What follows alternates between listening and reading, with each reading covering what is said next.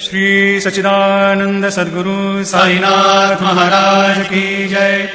जोडून या कर चरणी ठेविला माथा, परिसावी विनंती माझी। जय देव दत्तावधूता हो साई अवधूता, जोडून करतव चरणी ठेवी तो माथा। जय देव अवतरशी तो एका धर्माते ग्लानी, नास्तिका नाही तुला विशी निज भजनी। दाविसी नाना लीला असंख्य रूपानी, हर्षी दीनांचे तू संकट दिन रजनी। जय देव दत्तावधूता हो साई अवधूता, जोडून करतव चरणी ठेवी तो माथा। जय देव यवन स्वरूपी ऐक्या दर्शन त्वादिफले, संशय निरसुनिया तद्वैता घालविले। गोपी चंदा मंदा त्वाची उद्धरिले, मोमिन वंशी जन्मुनी लोका तारियले। जय देव दत्तावधूता हो साई अवधूता, जोडून करतव चरणी ठेवी तो माथा। जय देव वेदन तत्वी हिंदू यवनांचा काही,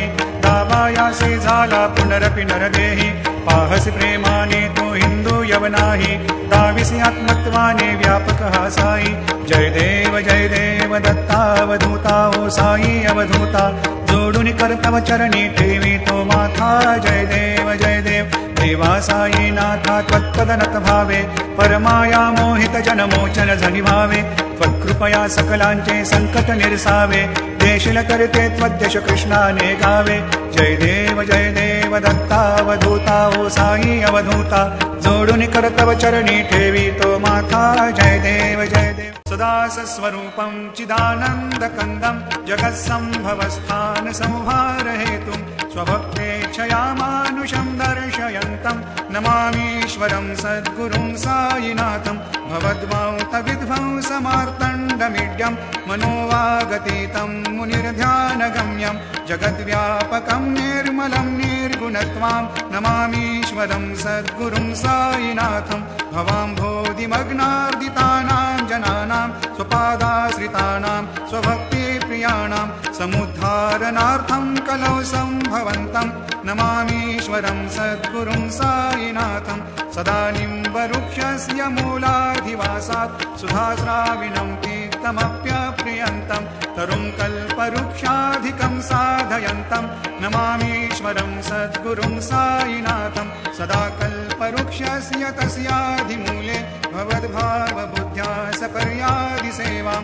ऋणां कुर्वतां भुक्तिमुक्तिप्रदन्तं, नमामीश्वरं सद्गुरुं साईनाथम्। अनेकाश्रुता तर्क्यलीला विलासै, समाविष्कृतेशान भास्वत्प्रभावम्। अहं भावहीनं प्रसन्नात्मभावं, नमामीश्वरं सद्गुरुं साईनाथं। सतां विश्रमाराममेवाभिरामं, सदा सज्जनैः संस्तुतं सन्नमद्भिः। जनामोददं भक्तभद्रप्रदन्तं, नमामीश्वरं सद्गुरुं साईनाथम्। अजन्माद्यमेकं परब्रह्म साक्षात्, स्वयं सम्भवं राममेवावतीर्णं।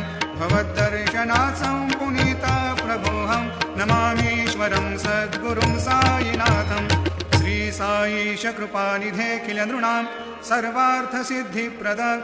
युष्मत्पादरज प्रभावमतुलं, धातापि वक्ता क्षमः। सद्भक्त्या शरणं कृताञ्जलिपुट, सम्प्रापितोऽस्मि प्रभो।